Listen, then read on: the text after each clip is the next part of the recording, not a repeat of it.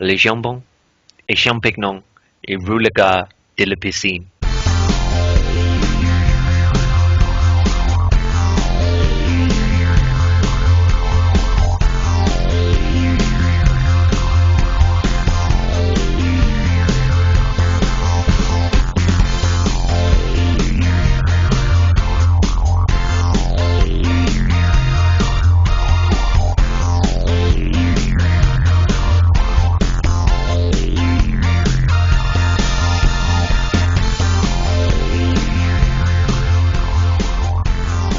Hello and welcome to Over Humanities, the podcast with me and him. Hello. Hi.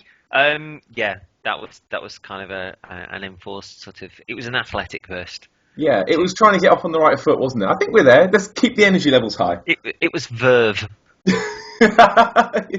Joie de vivre. I don't know any other French words. No. La bibliothèque. Yeah. What was my favourite? There was a line that I used to deliver in French, which would drive the French teacher mad because it didn't make sense, but if I didn't know the answer to something, I would always break into this line, and you could see that he was ready to kill. More so as things went on, but eventually stopped asking me questions because he knew that I'd deliver this line, and it was something along the lines of Le jambon et champignons et roulegar de la piscine, which is something like ham. I have a ham and mushroom sandwich on a road near a swimming pool. Oh, I love that. Pointless French is the only French I know as well. Like, is le mange la grosse gare, which is I eat a big train station. I knew a guy who went to Germany, and the only phrase that he knew was, I have a cheesecake on my head and an armadillo in my trousers. Apparently, that's just a recipe for a good time. Apparently he did have a good holiday. But yeah, we're getting off track. You're listening to Over Humanities, the other thing that the Twin Humanities do. I was wondering what you said. I was like, I'm taking part in it. What are you on about? Yeah, we are doing it. You know, we'll be talking about pretend French words all day, and that's not what we came here to do. We came here to talk about video games and chew bubblegum, and we're all out of bubblegum. That's terrible. You're chewing bubblegum. No, I'm not. I can hear you. Rude. Anyway. But yeah, what we thought we'd do this time, because obviously over the festive period, which is a month ago now, but it doesn't matter, over the festive period, obviously all of us acquired some video games because, you know, it's Christmas, and generally that's when you tend to get them. You know, I've been on lockdown since about October, so I've not really been able to buy anything since October.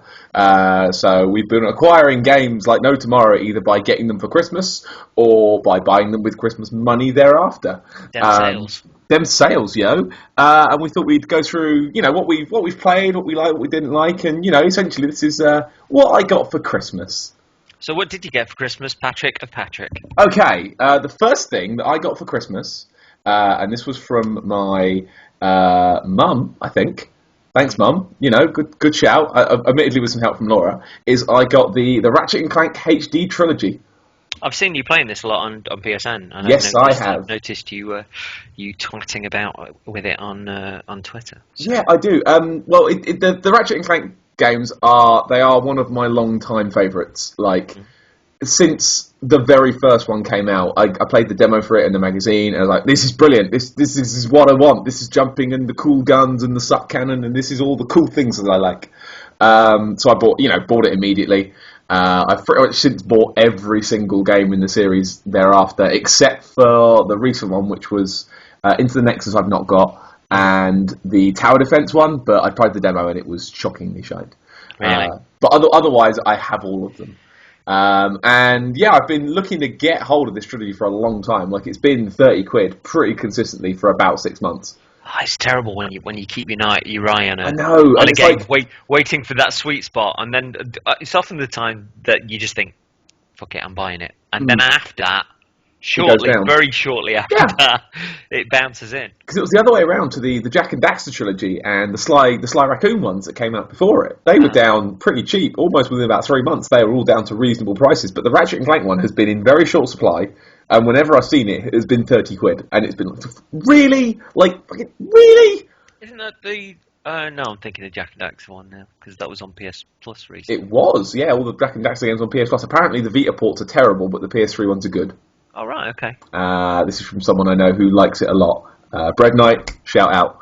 But yeah, no, I got the Ratchet and Clank trilogy, and I thought what I'd do is I'd use this as a good excuse to play the whole series again, because they're one of my favourite games. I've not played the first one for donkey's yonks because they didn't work on the PS3. Even the fat backwards compatible ones, they didn't work on them. They were glitchy, and whenever you shot more than a bullet, it would slow down, which looked funny but wasn't very good in a gameplay perspective. So yeah, I popped them back in and I started again with the very first one, and the plan is to kind of play them all until the point I've got to, and then buy Ratchet and Clank into the new one that came out. I want to play the series from the beginning again and get a feel of how it evolved and stuff. So I've been basically all I've done is play the first one for a long time, and it feels like a long time I've been playing it these last couple of weeks. But it's like 7 hours on my game time, and that doesn't seem like enough. Because often when you've got a long running series like that, and a series has evolved and mechanics have streamlined and improved, and it's very difficult to go back to the original one if there's a lot that's not there. Yeah, I think the first game in the series, Ratchet and Clank 1, is the one that will suffer out of all of them from the aging, simply because it's the only one that doesn't have lock on from the very start. You can't lock on at all. You can strafe. About halfway through the game, you gain the ability to strafe using the thruster pack, kind of hovering above the ground and sort of shafting left and right. But until that point, you cannot strafe or lock on at all. So you can't run away and shoot someone. You have to run away, stop, turn around, and then shoot them. And the camera is kind of slow. It's kind of a slow, sluggish camera, and the aiming's not too hot. You can aim first person, but you'll stand stock still when you do it. Yeah. It's not super hot, and it does age the game a bit when you're playing it. But notwithstanding that, the first game, it's still an absolute fucking blast to play. It really, really is fun. And much in the same way in Dark Souls, for instance, when Sen's Funhouse is where we live. It's our home. We know every inch of every corner of every part of the level. I'm getting that again with Ratchet and Clank 1. Like, I'm running around these levels thinking, yeah, this is right. I know where this is. This is the level where you get this, and there's the bit over there, and I can't do that yet. I've got to come back, but I can go over there now and get that secret bit there. And just running around, and just like the joy of just running around a really nice, sort of well-designed series of worlds. And there's so many of them as well. There's like 25 levels in it. And it stuns me. I'm thinking, all of these levels in the first game. I'm playing and thinking, no, that was Ratchet and Clank 2, wasn't it? And then, no, it's in this one. It's just staggering how good the level design is.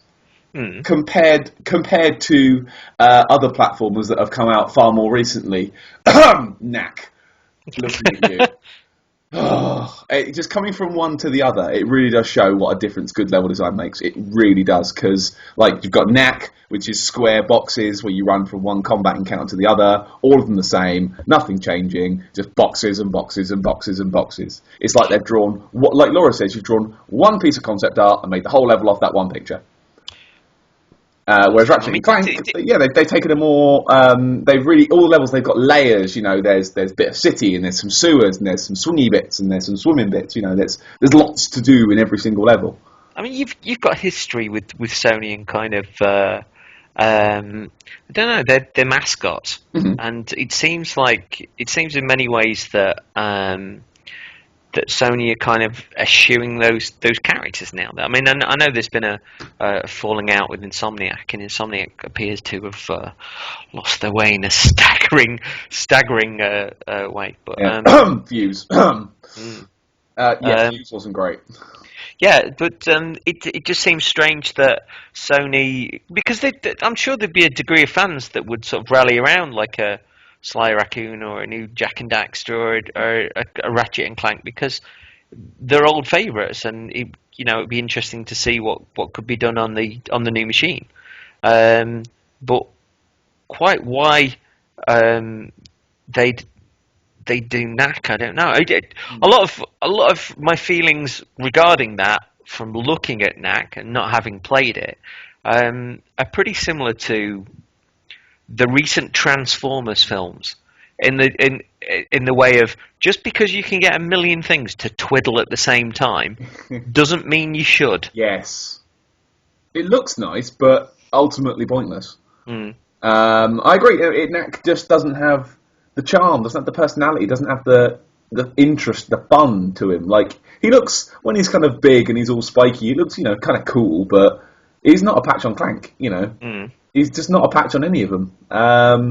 And I can kind of see why they want, new console, they want to get new IPs out, they want to show, yeah, this is the new stuff we can do, because otherwise people would just go, lol, just sequels, lol. Mm-hmm.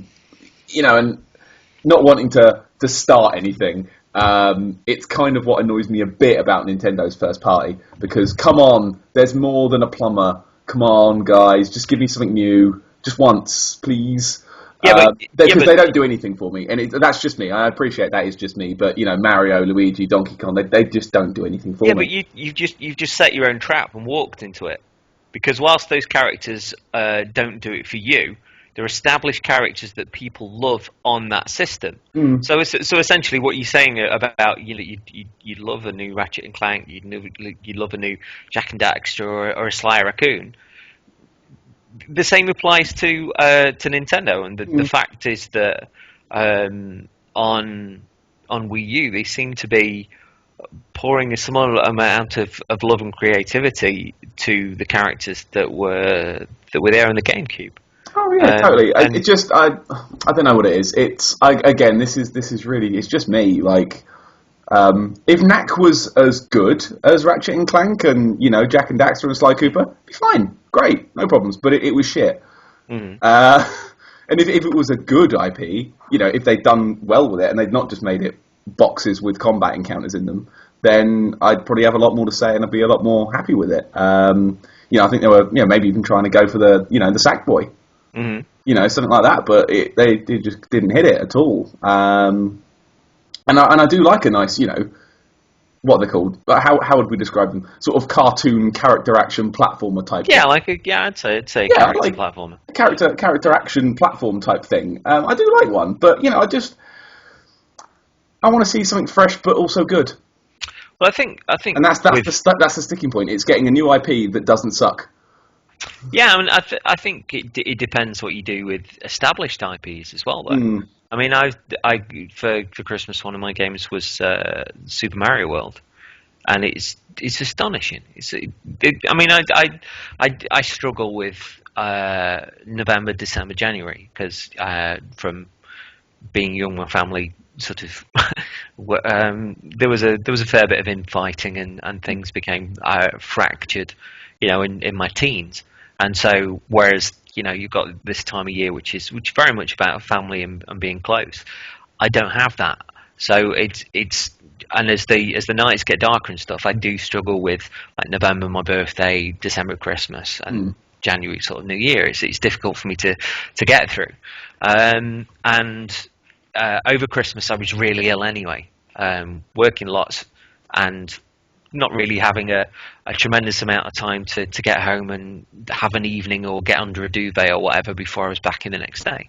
And, as you can imagine, at retail over Christmas, things are just crackers. Christmas retail, haha, lol. And, I got Christmas Day off, and I sat there and I started playing Super Mario World, and was astonished by the amount of ideas that were there. How much fun I was having, but moreover, there was a certain point where, almost in retrospect, I realised I was smiling, and it moved me to tears that something had made me this happy without even being conscious of it. I was just reveling in sort of the ideas and the game and the challenge, and yet for something to move me like that in a way that I didn't expect, that you kind of had to push even harder against the stuff that I find very difficult about the time of year. It was astonishing, and I still haven't played the game as much as I'd like to in the aftermath. But that first taster on Christmas Day genuinely meant the world to me, because it because of what it dared to do. Yeah. Well, okay, well, it's a nice segue because I want to hear a bit more about Mario because I'm in a sort of conflicted place with it. Obviously, I don't have a Wii U, but I have played it at a show, and I didn't really see it the way that I think every other person that's played it seems to have seen it. I didn't see it like that. I just saw it as a platformer that I found a little bit frustrating because I kept getting knocked off the screen.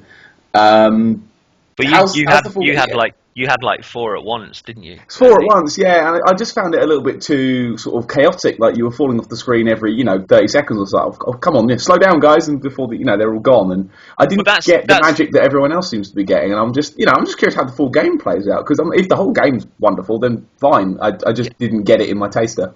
I mean, it's certain journalists have said that is the weakest element when you have got 4 on screen. But I think a lot of that is the people that you've got around you. But if you're sitting there at a show and you're playing with 4 strangers that you don't know, things may well be going off all over the place. But if say you were sitting there with Laura and you both knew where you were going and what you were doing, you go over there, and do you know what I mean? You say that we'd be arguing, but in a nice way. Yeah, no.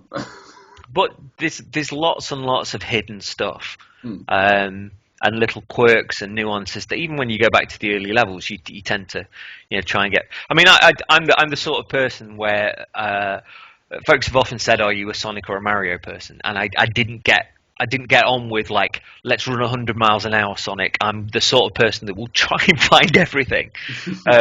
And I was going through these levels, and the timer was running out. It's like, I want to explore more things. I'm trying to find all the rings. So I had to kind of peg it a little bit more. But the more that I started running within these levels, the more I was doing things more quickly, and then the more room I had to explore and try stuff. So interesting the way that it played that out. But there were certain things like there's I think a few levels into it. There's a level which is completely in shadow, and you're running along and you don't see Mario. You see his shadow on the wall, and you see the other blocks and the things to jump up to and that kind of stuff. And you run a little bit further along, and there's a star, and in shadow.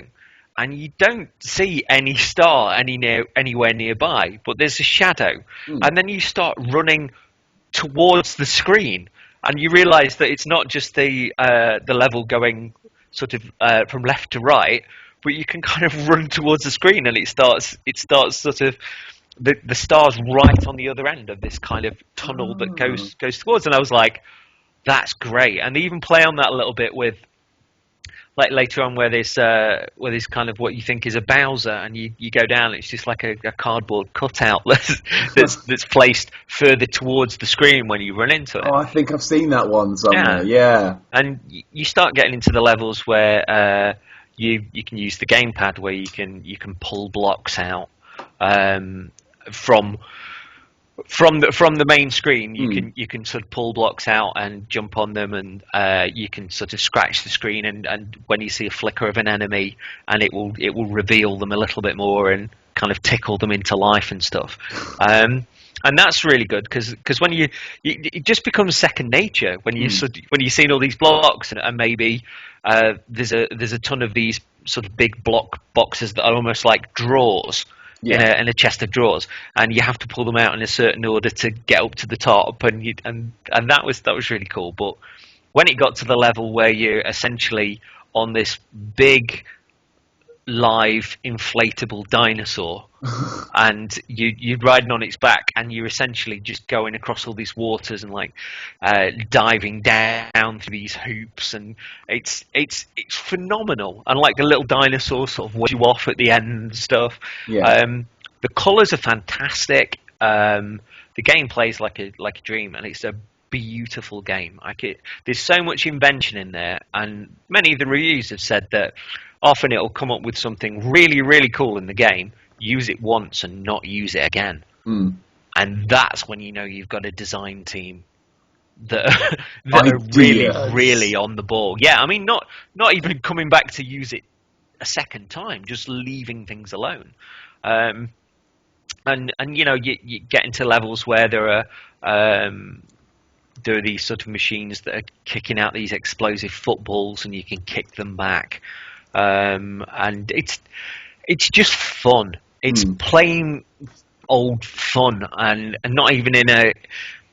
They're not leaning into Mario in the same way as they have with the Super Mario U, and the ones that have been the very traditional Marios, which they've trotted out on the Wii Yeah, and Super and Luigi U and yeah. yeah. Well, Super Luigi U was a twist of lime again, because it was supposed to be really, really difficult, and a lot faster. But they were both very, very traditional games, and this I've got a huge amount in my heart for Super Mario Sunshine. I really adored it. I didn't play Galaxy, but I hear really good things about it. But Super Mario Sunshine, I thought was fantastic, and it gives me a similar vibe. Completely different game, but it just feels like Mario's doing something a little bit different, and I dig the heck out of that. So yeah. There's something to be said for joy, isn't there?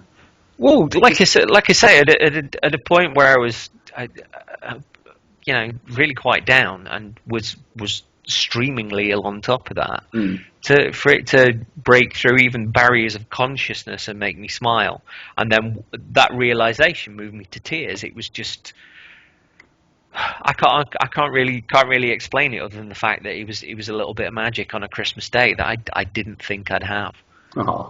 So yeah. So speaking of Christmas Day, I'm going to move on to something that I bought on Christmas Day. Okay. With my Christmas money that my mum actually gave me. It's actually birthday money that was given to me to put towards a PS4 game of my choice. Uh-huh. How I spent that money wasn't quite on a PS4 game. I got some comics. It's fine. I can't remember what I got, but I got some books. Sorry, I got some books. Got the new Walking Dead comic, as you do. And one of the things I bought on the PlayStation Store was the Saints Row 4 DLC, How the Saints Saved Christmas. Okay. I bought it on Christmas Day. I kind of played a little bit Christmas Day, and then I kind of filled it out over the next few days. As a man who doesn't normally buy DLC, I usually think, £5 for a couple of missions, sod off, you're all right. But I got the last one they released for review. It was the Enter the Dominatrix DLC. The one that was originally going to be the game, Saints Row 3, wasn't it? Yeah. So confusing. Like the path that's taken to coming out is so weird. But I had it for review, and it was really funny. Really enjoyable. Lots of ideas, lots of variety as well. And I thought, you know what, sod it. I like Saints Row. This looks like a laugh. Having it. So yeah, I booted up How the Saints Saved Christmas. And again, it just starts on the weirdest thing. You're in your spaceship, because in Saints Row 4 you're on a spaceship, kind of like Mass Effect, you're sitting on your spaceship, and a future version of Shaundy, one of your homies, with like a robot arm and like a no eye and weird dreadlocked hair, turns up, all kind of panicky, and we have to stop him. And we're like, what? What's going on? We have to stop Santa Claus. We're like, what? And all the time, all your sort of characters, everyone else, all the other homies, sort of, setting up Christmas stuff at the time, and the boss, which is your kind of player character, is just sitting there going, nope, I don't like Christmas, no. You go, no, we have to save Christmas, otherwise the galaxy will be destroyed, we have to save the future. And the boss looks at you and goes, this is the dumbest thing I've ever heard. And there's just a wonderful moment where the entire cast all just stare at him. And he goes, fine, I'll save Christmas. And gets in the virtual reality machine. It was wonderful. Like, I was laughing my head off. And there's lots of like, you start in the 50s world, which is where you start Saints Row 4. 50s world with a Christmas jumper on, running around picking up letters to Santa, trying to spread Christmas cheer throughout the land. You also go to the North Pole, which had one of the best, funniest optional choices I think I've ever seen. And I'm not going to spoil it. Oh, okay. I'm not going to spoil it. I'm just going to recommend which choice you should take. When you are looking for Mrs. Claus, you will go to her house and she will have barred the door up with big candy canes. and you have two choices. You can either go to the stables to destroy machines so you can get in, or you can lick the door. The other Humanities recommendation, lick that fucking door. Trust me, and stick with it. Because it takes a while, but it is absolutely worth it. And I actually was clapping and applauding and shouting for Laura to come see what the game just did. It was the funniest thing, and it was just glorious. It was hilarious the whole way through, and the ending of it was practically perfect. But yeah, no, the rest of it played out much like a regular Saints Row game. So you're running around, you've got superpowers still, so you're jumping and you're throwing bombs at people and stuff. It's not going to change the world, but as a nice, fun, few hour bit of filler, it was great. And I just smiled my freaking head off the entire way through. It was really, really, really fun. And for about the £5 that it's worth, if you like Saints Row, get it. And sort of particularly as a Christmas game, it sort of totally slotted in quite nicely. And it's great because at the point, my Christmas game was going to be Batman Arkham Origins just because it was set at Christmas, and no.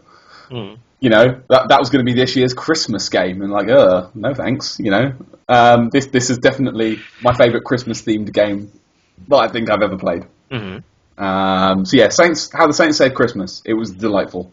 Well, speaking of saving, we're sieging this thing quite well. Yeah. On two notes, I finally relented and picked up BioShock Infinite because I love BioShock. I really love BioShock 2.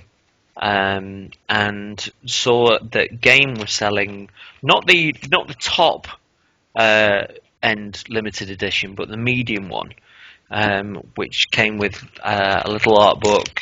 This sort of, looking at it now, this keyring, Murder of Crows keyring. Okay. This little handyman toy, really tiny one. Okay. And I think it was probably 50 odd quid when it first came out, and they reduced it to 20.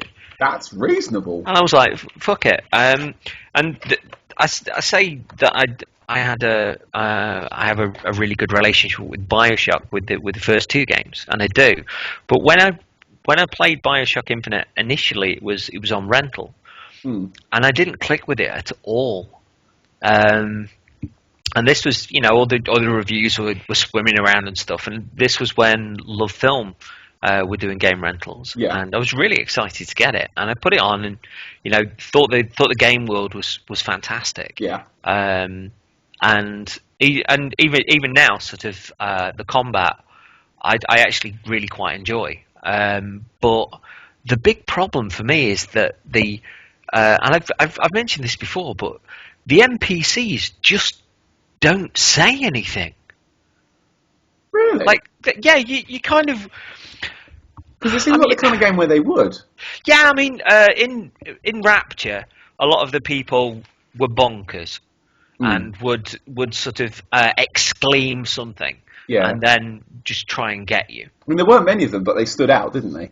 And the people that weren't bonkers were very, very thin on the ground. I think it might have been the voice over the tannoy, more or less, and perhaps somebody else, here and there.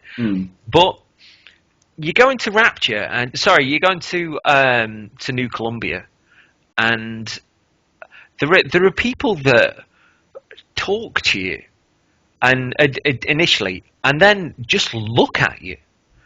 And if you, normally in say an RPG, if you go up to somebody, they'll maybe have a line, maybe 3 lines of dialogue that they'll spit out, or perhaps if you are talking to them in repetition, there'll be one that maybe says, I think you should go now, or leave me alone, or I don't want to talk to you, or whatever.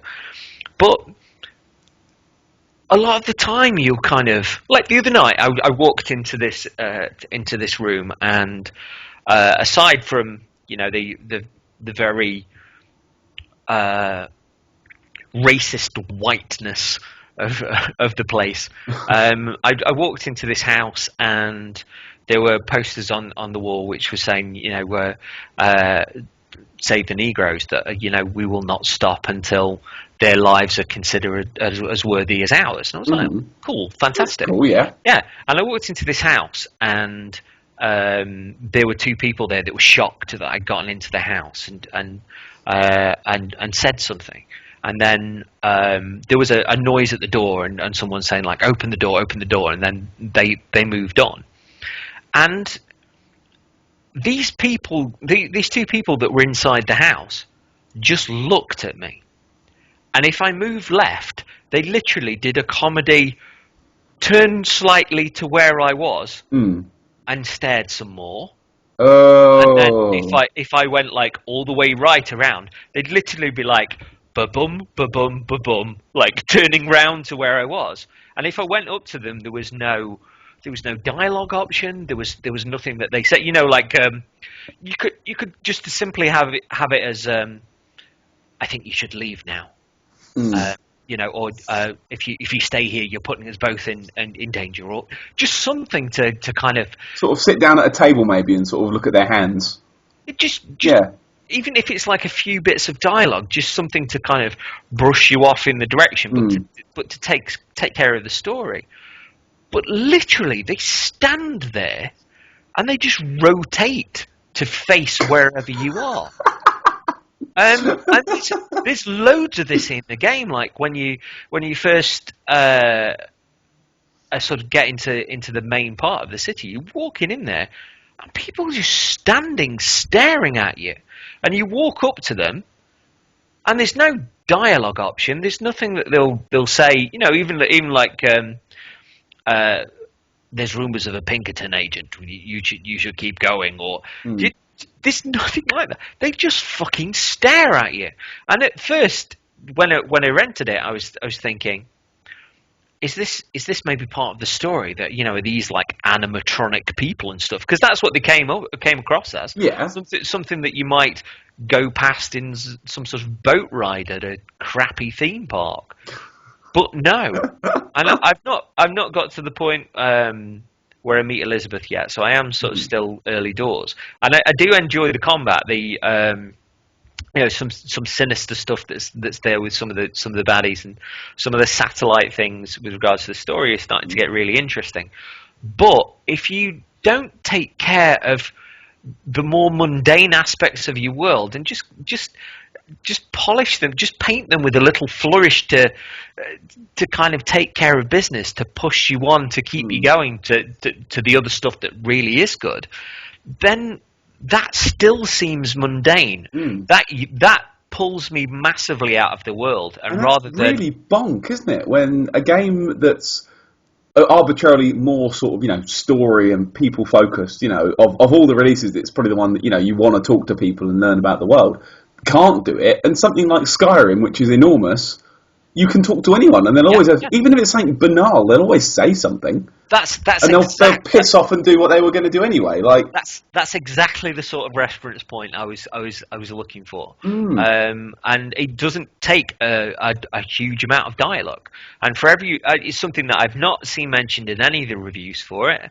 And everybody talks about the great characterization and how Elizabeth's fantastic, and the voice acting of Troy Baker. But it tears me out of the world every time it happens, because I really want to invest in it. I love BioShock, and I love BioShock 2 even more than BioShock. But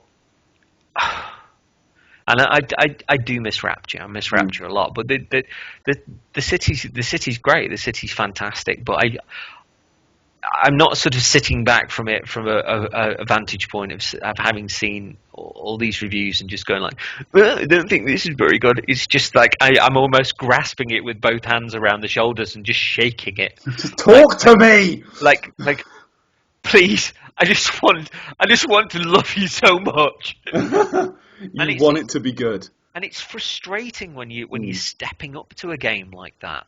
And hype behind it. It's got all the perfect 10s across. Not across the board, but it's got a lot of good reviews. And it's in a lot of Game of the Year lists as well. And it just sounds like it's sloppy.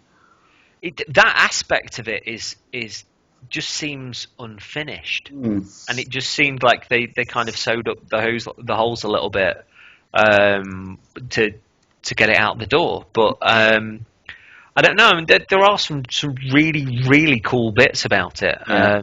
And I presume when the combat amplifies and You start getting Elizabeth who will help with combat here. maybe that stuff falls away, and maybe you don't see so many of those people. But it feels like I'm kind of triggering events, and if I stay too long around those events, if whether that be a piece of NPC dialogue or whatever, just everything fucking stops, like they're actors without any more lines. They run out and they just sort of stand there like idiots who don't know what to do. Seriously, this rotating thing the other night, and it was a point where I was like, I'm in this house, I can see with two people who genuinely aren't racists. There are other people within the city that value human life, all human life equally, and they're the fact that they're up in the clouds, they're up against this almost unified racism and skepticism over people and trusting folks in general. That was a point where I was like, oh yeah, and then to just you got the knock on the door and the people that are going around to these houses, and I was like, tension, and then it just stops because you're just in a house. There's nobody sort of the folks have moved on that were at the door, which is fair enough because and it says on the screen that not every situation has to be dealt with in violence. And I was like, that's great. And then after that, you open either that door or another door, and you get seized upon anyway by horde mode, which is essentially what the combat appears to be. Like time and time again. Waves upon waves upon waves, which doesn't do much for me anymore. Yeah. So no, that's disappointing. But I look forward to trying it soon because it's coming on Plus, isn't it? It is. It is. And that is an amazing segue to my next one. Well played. It's such a good segue. Yeah. So from one disappointing title that's coming to Plus to a title that has again been talked about, been hyped. It's made me excited for it, and I've got it from Plus and I've downloaded it, and I'm not getting on with it. And that title is Devil May Cry. Right, okay, because I've seen this mentioned really heavily in a lot of folks' Game of the Year awards. Absolutely, and what spurred me to do it was, of course, Chet and John. Yeah, and that I thought, you know what, they've both got it. I like what they say usually. I'm going to give it another go. I've got it from Plus. Screw it. I tried I think I rented it from Love Film again when they were still doing game rentals, and I thought, I just didn't really get on with anything quick. This is getting quite scary, really. Isn't Weird, isn't it? We're basically having the same experiences, but the games are different. Yeah. So I downloaded it, as you do, and sat there and waited for 9 hours or whatever it was to download. It wasn't that bad. Downloaded it, installed it, and cracked straight on. I thought I'll start a brand new game because my old save was like 2 levels in and I couldn't remember what the hell I was doing. And cracked straight on. Initial impressions are really good. Yeah. Which is frustrating. And we'll get to that soon. But the initial impressions are great. It looks astonishing. Like, the levels are... It's Ninja Theory doing really, really good work. And it's... Their designers are just... Their art team are just astonishing. Stonking. Enslaved, one of my favourite titles of the whole generation. Like, right up there. If I had to pick games of the gen, that would be in the top 10. Easy. There's another bloody conversation. Ninja Theory, I thought, I'm going to expect colour, I'm going to expect brightness, and I got all that. I got colour, you get, everything looks vivid, it's all cool.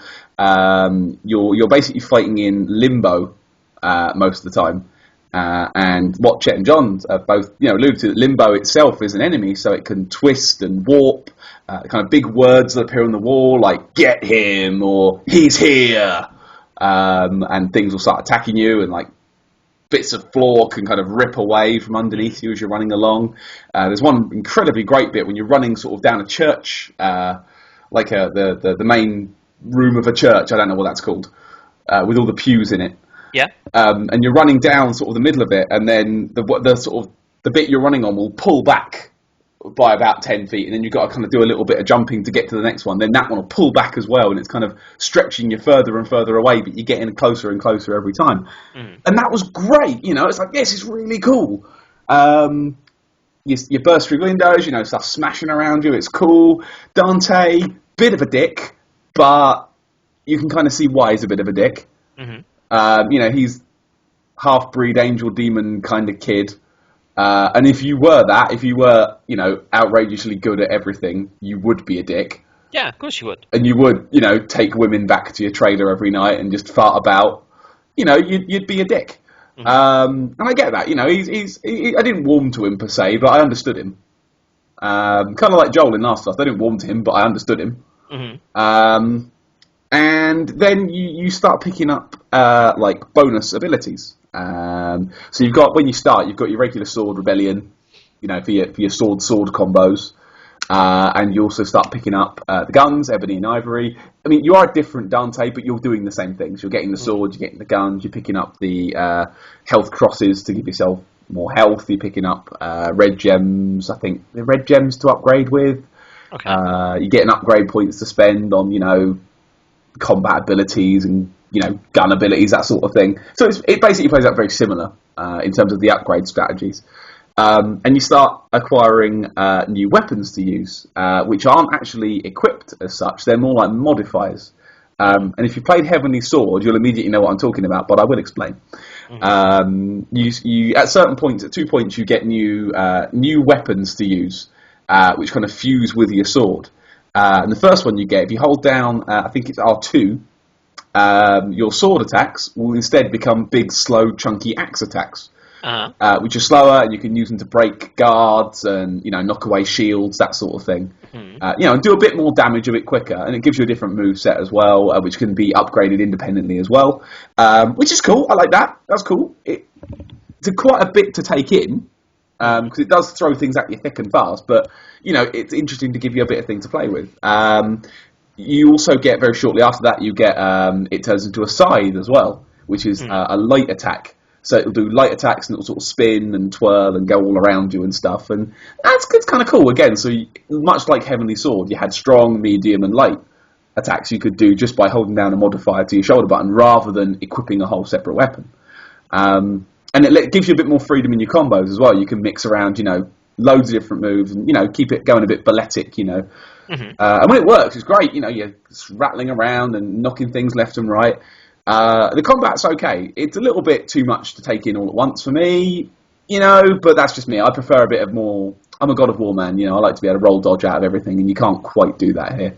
And sort of manipulating all the shoulder buttons at once can be a bit awkward. Like, you need 2 fingers on top to do that. You can't do it with one. You need both fingers. But then the problems occur.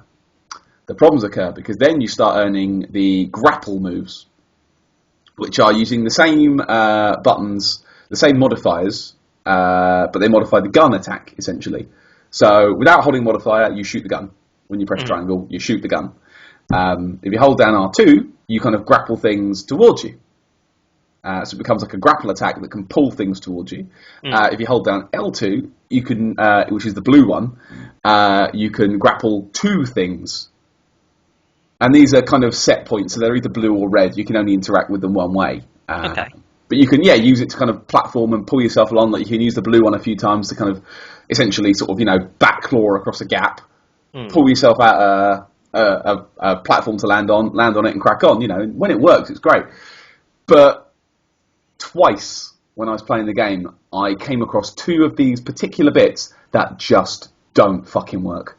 Okay, and in what way? Do not work. So the first one is really, it looks easy. You've got a platform to jump up, and you've got to jump across to another platform, pull the red one, use your red thing, pull it out the wall, and you'll land on it. Like, it doesn't look hard. It looks like all the things you've done before. Jump, jump, pull, land. 5 minutes. Jump, jump, miss, land. Jump, jump, miss, land. And you have to climb back up every time. So it's another 20 seconds climbing back up to where you were. Yeah, I've kind of heard that takes a little bit of getting used to and being able to master. It's finicky bollocks, is what it is, and it should work. Like when you experiment with it before, you know what the range is like on it, and you're in range, and you're stood, you're hovering in the air 4 yards in front of it, well within range, directly in front, and it's just not clicking in. He's kind of just doing the I haven't got a target kind of flail. You'll sort of see he'll kind of flail it, like just to sort of show that he's tried it and it's not worked.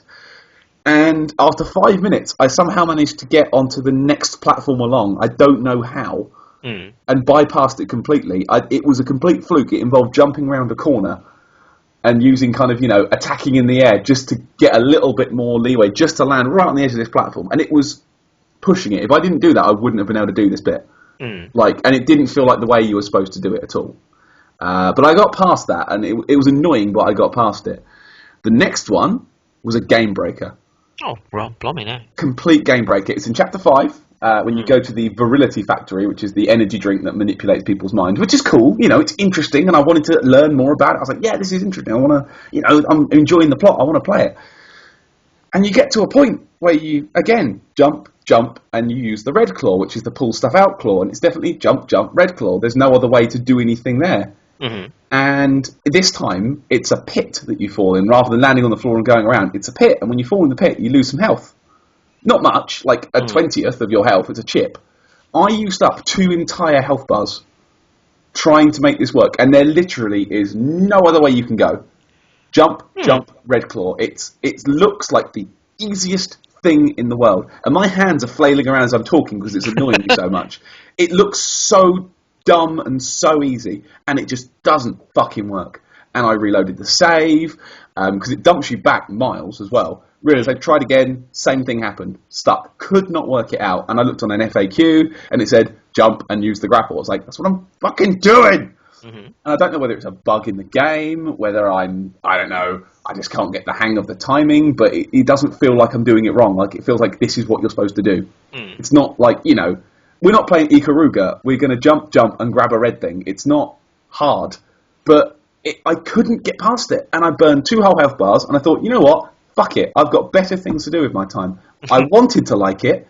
I wanted to enjoy it. But it wouldn't let me.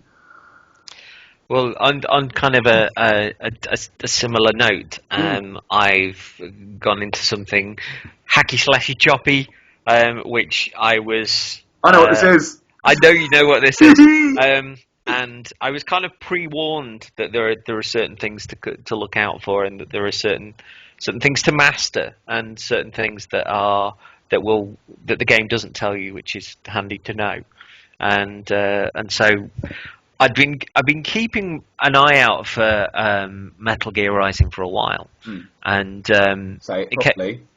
No, it's the best word. Revengeance. Yes. And when it arrived on PlayStation Plus, I was like, great. And I went to download it. I cleared a few games out of the way because I've got I think 120 gig PS3. Yeah, and sizable still. Yeah, I cleared a few things out of the way, and as normally happens with Plus, I'm like, well, what will I go back to? I can always download something else in the future. I cleared a few games out of the way, and it was like, nah, there's not enough room on your hard drive. Oh god, you need double, don't you? It's 20 gig. 20 gig, and I managed to by way of kind of doing stuff like Final Fantasy 789, 6, 7, 8, 9. Yeah, I probably prefer playing those on Vita. I'll get rid of those. Really kind of going into the PlayStation 1 type stuff, which only remove a little bit from the hard drive. Clear enough game data, that sort of stuff. Yeah, just trying to clear as much as possible. And even with clearing about 23 gigs, it still wasn't downloading it. And I think the games in there and all the DLCs tied into it as well. Which is, I think, free anyway to download afterwards. So I thought I'd rather have a box copy of this anyway. I'll keep an eye out, and eventually got one for £10. That's reasonable. Yeah, and it was about $12.99 second hand, and I got some points at game to cash in against it. And I was like, yeah, I don't regret that at all. That's neat. And put it on, and didn't really know what to expect other than the fact that the lads on BitSocket gave it their game of the year and mentioned that it was really important to get used to the parrying mechanic.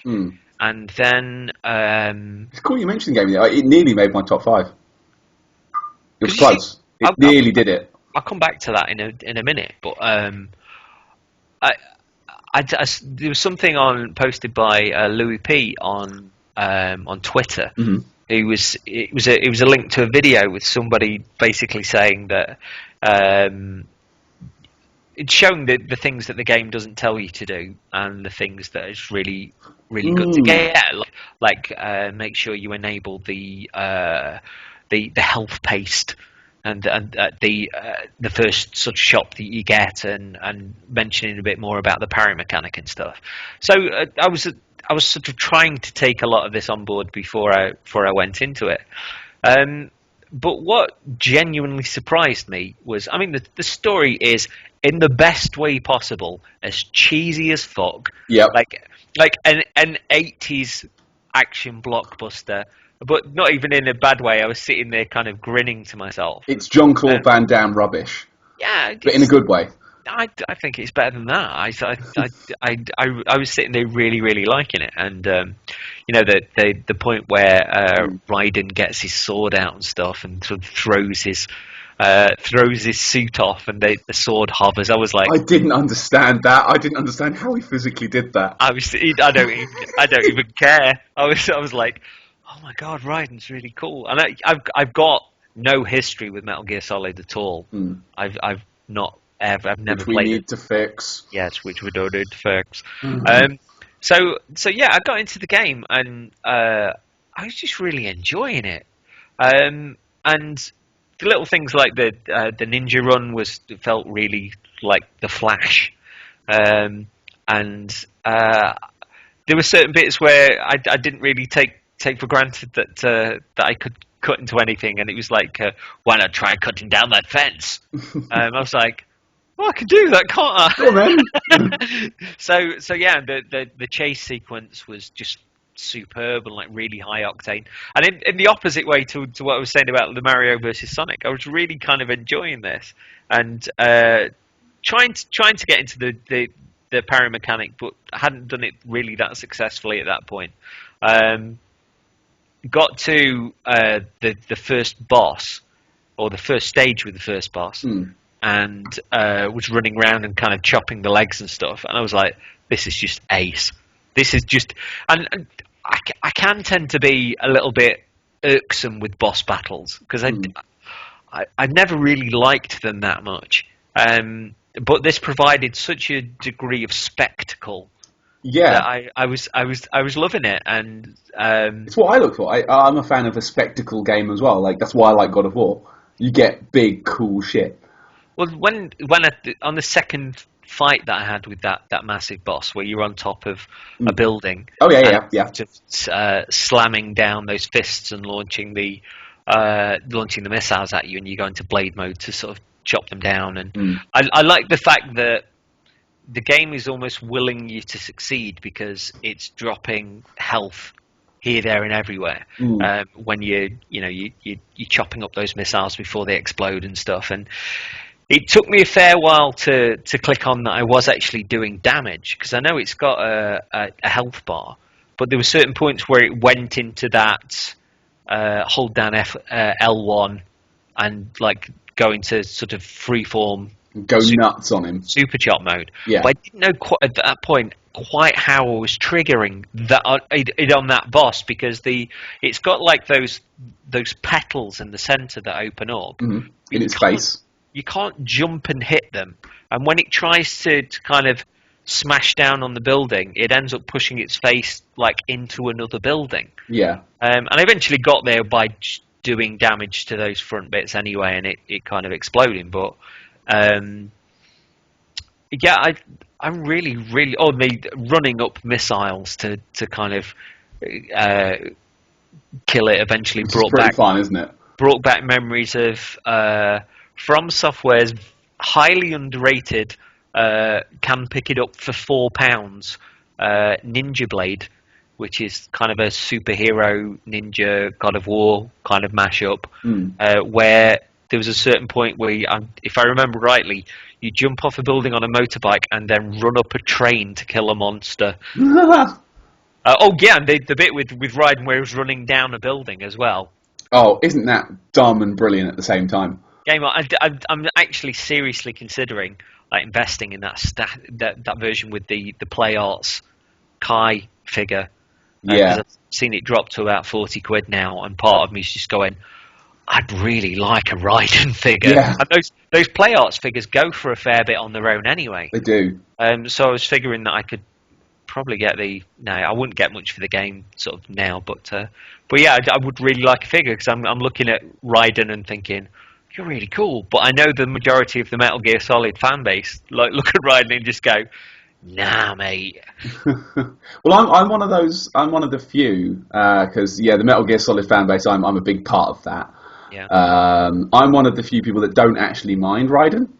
I understand why he was used. He might not have been the coolest of people at the start, but he's pretty freaking cool now. I know why he was used in Metal Gear 2. It was used to show Snake from the outside rather than having you be the hero. It's rather showing what Snake's like to an outside observer.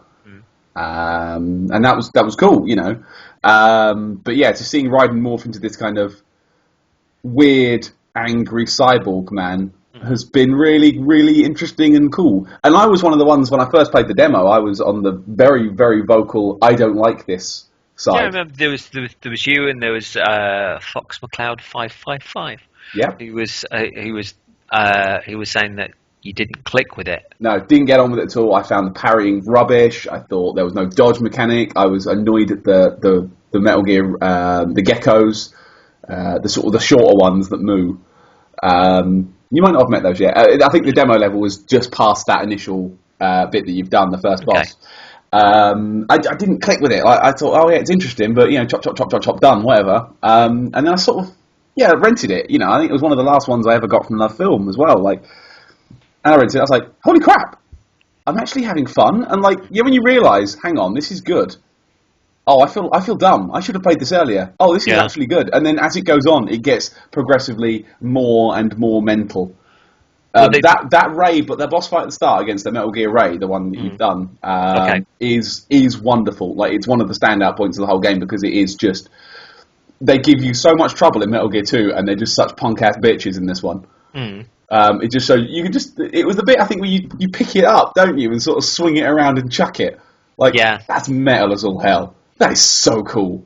Well, I think that's one of the things where they really sort of show off Raiden, because when you're running around and you're chopping the ankles and the thing is sort of trying to get at you and then you're speeding past, it's glorious superhero, super cool wonderment.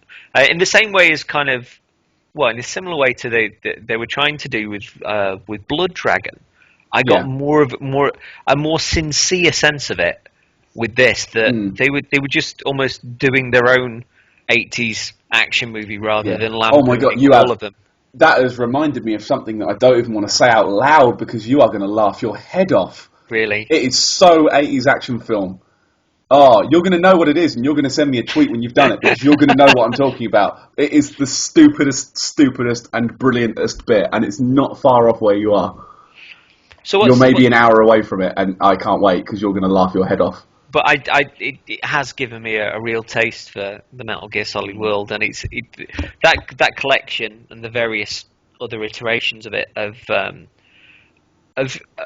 been on my radar for quite some time. And Quentin Smith did a really big Metal Gear presentation at Game City, which really caught my eye. I think it was the start up to Metal Gear Solid 3. He was showing and talking about, and I was like, "God, it's really cool." But yeah, I think it's odds on that after I finish this that I'm gonna start on the Metal Gears. So start grinding the Metal Gears. But, in the same way that your Soul series progressed me through, I really hope that I can push you through them all with my enthusiasm too. Yeah. It's going to be cool to sort of pay it back and.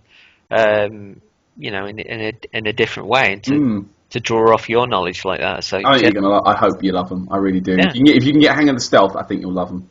Cool. I think it's all the things you like. Well, Martin Charlton was saying on Twitter last night that he's not a fan of stealth games and he loves it.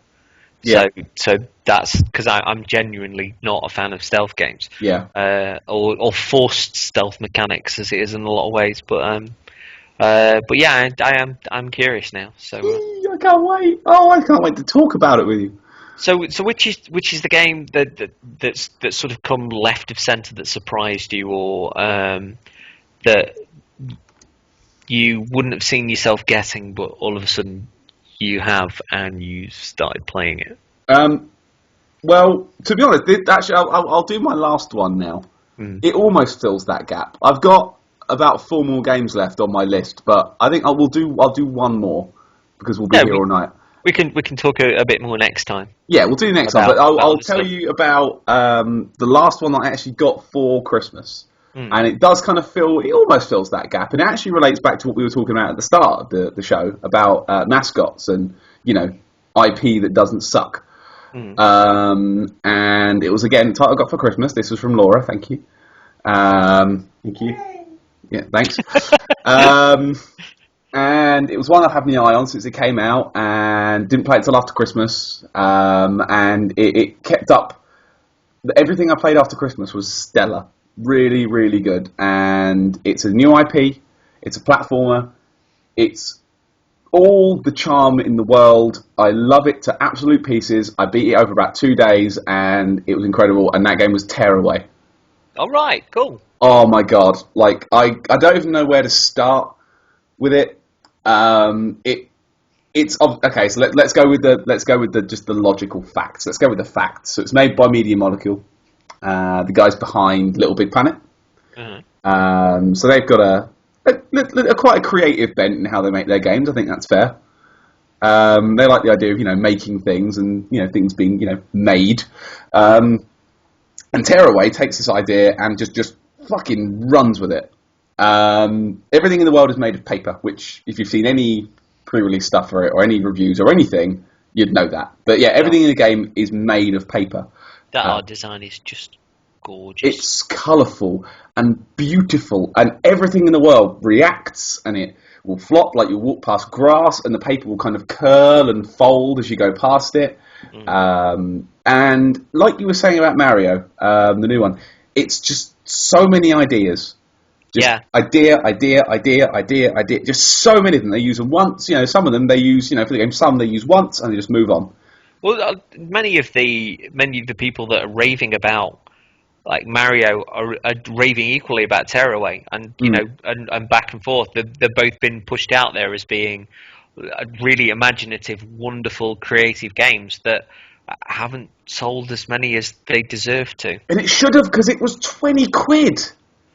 It was 20 quid! It's crazy. And you could have got it for like a week or a couple of days. It was in Tesco, £5. Yeah, I wish I had a big If I'd have Tesco bought it for £5, I would have sent them £15 more in the post. The amount of stuff I see on those offers for like Tesco and Asda, and I've not got a big one. No, me neither. Anyway, or particularly like one that does games either. Other than your dude bro stuff. So yeah, I saw that £5 offer come, and I was saying to you, like, if there is one, I will send you the money. I literally dropped everything and went straight to Tesco. Yeah. I was like, I'm going now. Phone down, and I was trying to ring Laura, saying, "Have I got it for Christmas? I need to know now." It seems to be sort of holding that 20 quid price though, and I know that Sony have done a few pack-ins with it, and obviously it's got a little bit of a future, but with regards to it'll turn up on Plus at a certain point, I'm sure, and people will fall over themselves for it and go, why didn't I buy it in the first place? But it'd be interesting to see if Sony backs it again. I think they will. I think it's one of those titles they like to have and say, look at this game that we've got. I think it's important to do it though, because there's a lot of titles that maybe will only find their audience when the first game hits a tenner. Because people will buy it, and then all of a sudden the second game's announced, and folks will want it, like really want it day one, because they picked up something that they possibly didn't expect to click with in the way that they have. That, didn't it? Like Dead Space was a slow burn, and then Dead Space 2 got announced, and by the time it did, it was huge. That was primarily in my mind when I was saying that. Yeah.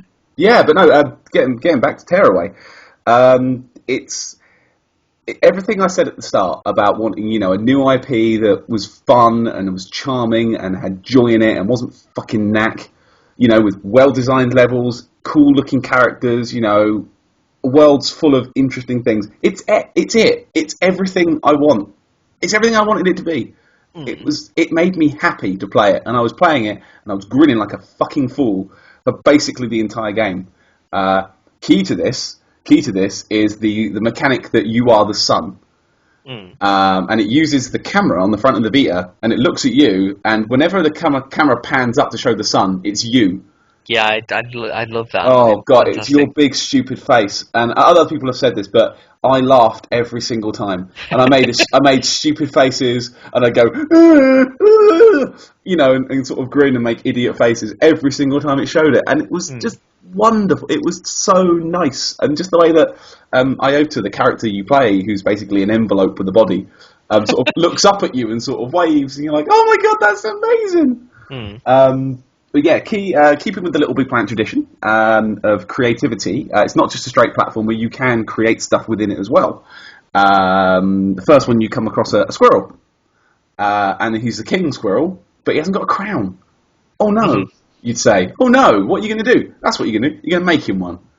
And it literally gives you, like, a cutting board, a whole bunch of paper, and then, like, pencils and scissors to cut your own crown out. Uh-huh. It was glorious, and that sounds lovely. I was gonna do the obvious thing, which everyone seems to have done, was make a knob.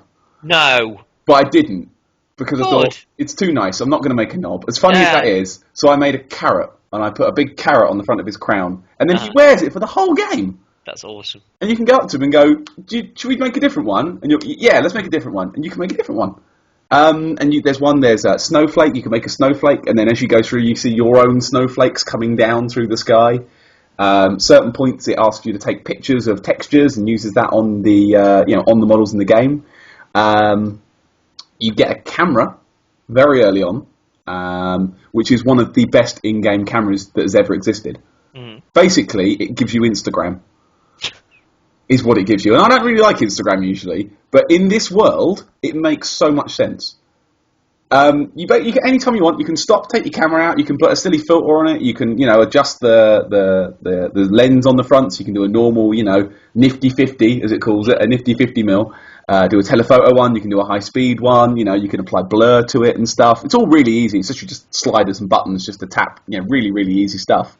And yeah, I spent so long just taking pictures. Just finding weird angles. But that's the fun where you can kind of really fart about in the world, and it rather than I suppose it ties a little bit into what I was saying about BioShock Infinite, that where you just want to stop and interact and twat about and almost like push and pull at the edges of the world and just see how it shakes. And you literally push and pull. Yeah. Certain points you come across, like one of the things you find is like secret presents, which give you like a sort of quote money reward. There's a currency in the game. It's kind of flickery bits or something, but I don't know. And you come to this present, and the camera then pans over the present, and it's got two sort of thumbprints on either side of the wrapper, and you have to kind of reach in and kind of open it up with your thumbs. You can. There's certain areas where you can poke the back of the Vita, and your giant stupid finger will poke through the world, and you can kind of shake it about and knock enemies about with your own finger, which is weird and brilliant.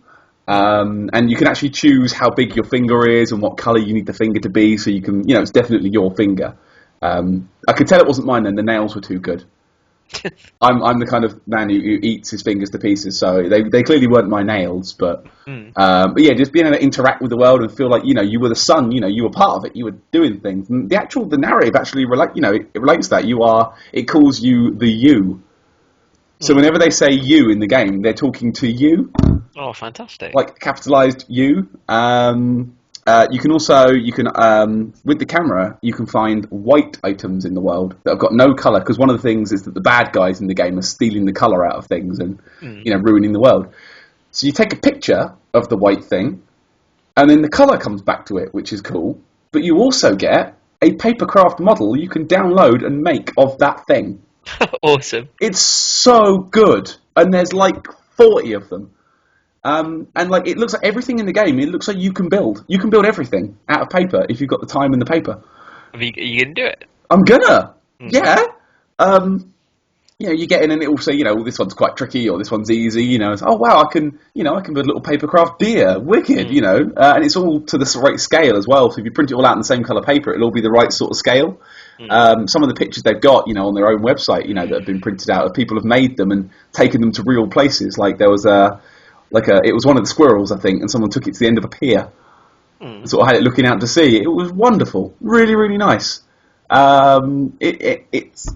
It's happy gaming. It's really happy, cheerful, nice gaming.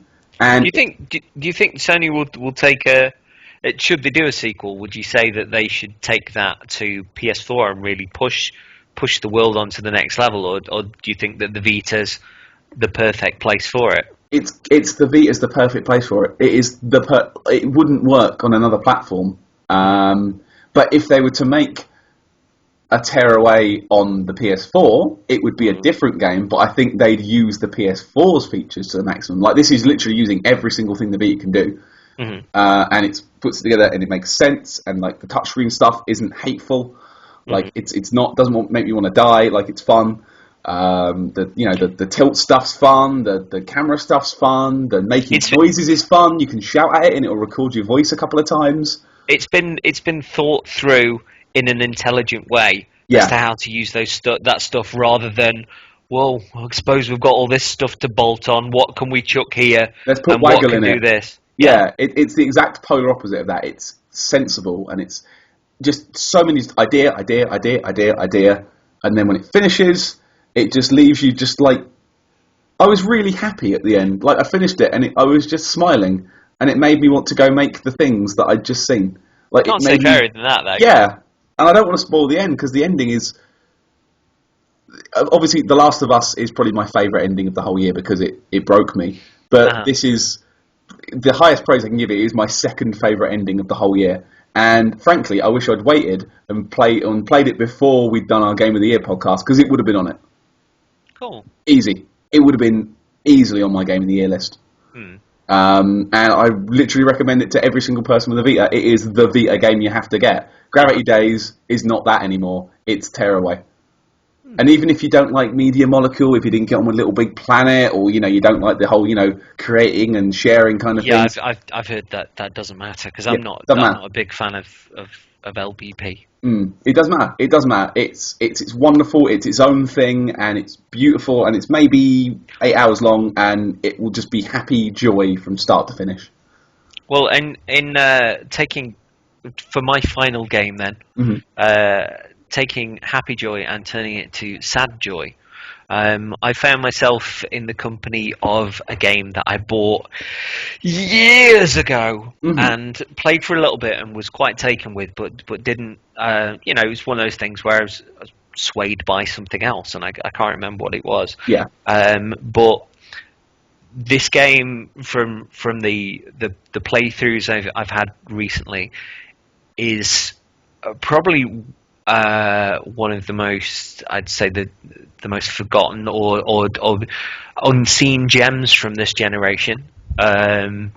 It's a game that does something a little bit different. It does something incredibly moving, and I'm more smitten with it now, to the point where I'm kind of, my heart is all over it, than I was when I first played it.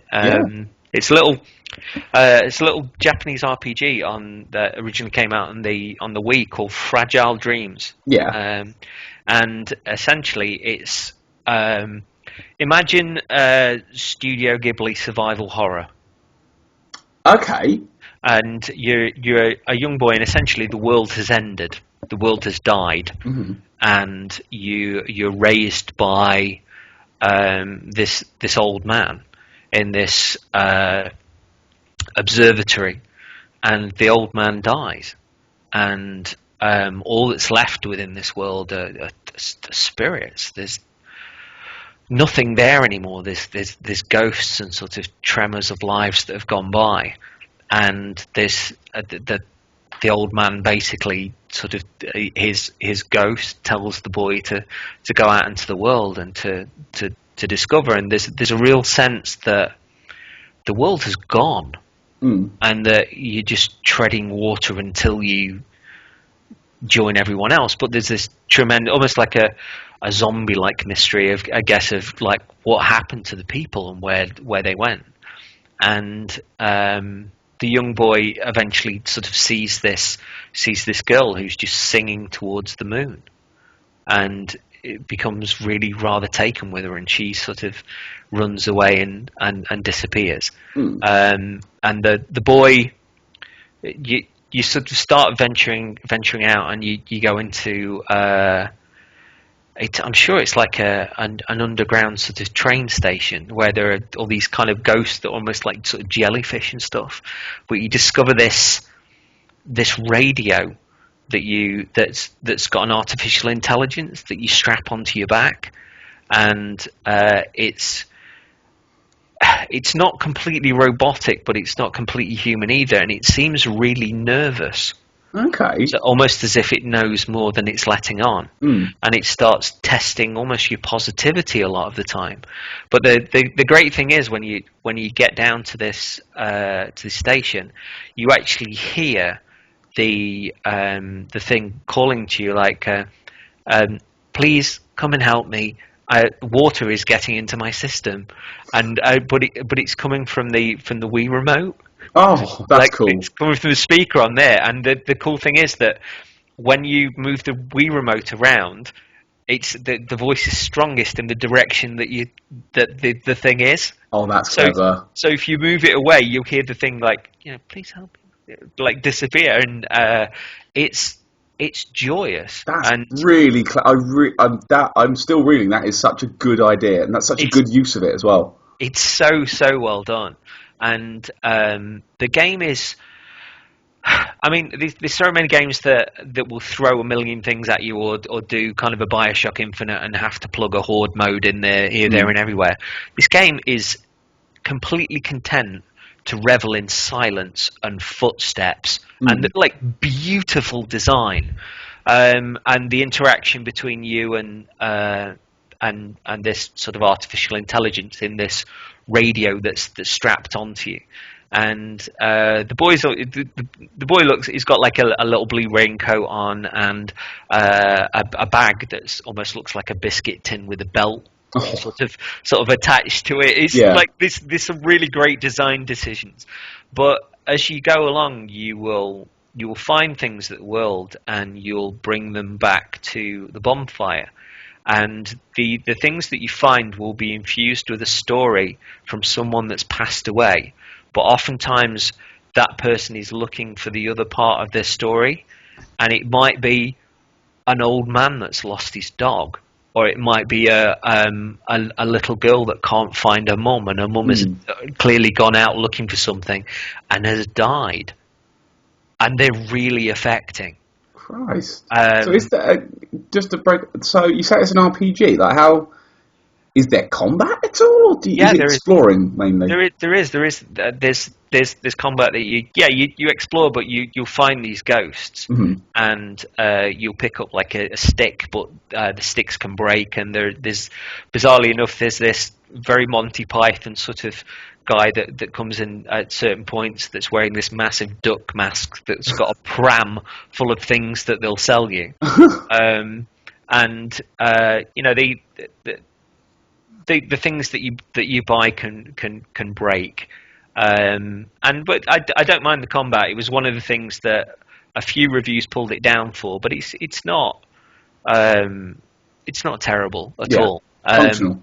But I think you can forgive a game when you're really immersed in the world, and there are things that I read in, like Jim Sterling did a really good review of it, where he was saying, I think he gave it something like a 7, where he said that there's so much wrong with it, but it does something so many things so brilliantly that it pushes beyond it. And you know, if you think of, like, I'm sure in this review he was saying that there was one point where there was a massive crane that he found, and it took him like 10 minutes to walk up to the top of this crane. And yet you're seeing like this beautiful moon and this incredible sky, and it starts to feel like this is a place that's gone, and those echoes and those spaces are really precious, are really important. And I mean, there are videos on YouTube where you can kind of see what I mean, with regards to how emotional it is and how the story works and stuff. But that interaction with the remote and just the general feeling of the world, it's rare that a game does emotion that brilliantly, and is focused on telling a story and setting up a world so eloquently that you're listening to footsteps and you're almost reveling in the kind of the sadness of them, because it feels like if you're in this train station, this underground train station, we've all been in there, and been in a train station, but a lot of the tiling on the walls sort of resembles old train stations, or even like swimming baths and things like that. And so you start to put these little puzzle pieces together of things that you've experienced, and I fucking love the loneliness of it. And there aren't enough games, to my mind, that are as confident in themselves for that to be a colour. And I think it's a real shame that there's not, but it's a little bit special. And it was brought over by, I think, Rising Star over here, and I don't think it's sold a lot. And I honestly have not heard of it. But I'll send you a link to a video, sort of, so you can at least get an idea visually of what I'm talking about. But it's because there's quite a good little walkthrough on YouTube, which will hasn't got a voiceover on it. It just lets the story unfold. But it's eloquent. It's a really beautiful game, and I don't know if it's just the dark skies, or as it is now with things being black early in the morning and black at night sort of really easily, or the sort of depressive struggles that I have with that run up to Christmas, New Year. But it feels like I've fallen into it at the right time, and it's really speaking to me. But it's a game that I tend to make time for on my days off. It's not one that I'll come home and just think, right, I'll put that on, because it's all consuming in the same way as a sad song can be, but equally as beautiful. Yeah, I'm getting the kind of vibe that I got off certain parts of a bit of a jump here. Red Dead Redemption. Mm-hmm. There's a few parts of that where, particularly the one everyone always mentions is Mexico, and I think it is the best example of this. When the first time you set foot in Mexico, and this song called Far Away kicks in as you're sort of riding in, and it just the song plays in its entirety, and then it stops, and it's just a nice, really sort of atmospheric, kind of quiet, beautiful song as you're sort of going in, sort of really sort of echoey guitars on it, very sort of light singer as you're going. He's quite a light voice, and it's perfect. And you just think, I could just do this all day. Nothing's happening. I'm just galloping on a horse quite slowly through Mexico, and nothing's really happening, but gripped. Well, I mentioned something similar when I was talking about State of Decay in our Game of the Year podcast, and that drive to the town at the start, and that takes a long time to drive there, but it's those echoes and that level of stillness, I just adore it. Have that much faith in the story to make time for the paranoia or the echoes within your own soul, for the things that the game's speaking to you. And it's not all about jump scares or clicking trigger fingers and stuff. Just consume me, make me forget the room that's around me, and that I'm holding a pad or a Wiimote or whatever in my hand. Just steal me away. And there aren't enough games that do emotion well, as far as I'm concerned. Yeah, well, that's two emotional games to finish on then. Yeah. From the spectrum from joy to. Yeah, I'm chuffed with how things have played out within the back. Yeah, absolutely. Like I say, I've got about at least 3 more games to talk about, but we're getting on a bit for time, so we will do those next time, I think. And I've got a Yeah. lot to say about at least one of them. Hmm. I'm not gonna say anything about them. I'm just gonna leave that teaser there and just leave you all hanging for next time. Cool. Well, thank you very much for listening. And We do appreciate it. if you're one of the folks that retweets or likes us, and it's really appreciated. Yeah, all your shares and retweets are appreciated. We love talking to you as well. Please send us words on Twitter, and we will always try and reply. I am at Paddy Stardust. He is at Copy Jesus with a Z as the first S of Jesus. You can also get both of us on at Twin Humanities, which CJ runs, but I see as well. Any YouTube comments as well? We always trying to reply to those as well. Are we up on the iTunes now? That's happening. I have to learn iTunes, but it is happening. It's just hard. Marvellous. It's very, very hard. But I'm getting there, and we'll be on iTunes within the next day or two, definitely. Cool. Excellent stuff. Just thanks again for listening, and we will see you next time for more Christmas games. Yeah. Well, sales and New Year games, the stuff that we're playing in general. It'll be more games. Yay! So to quote from the grown at least. Bye! Bye!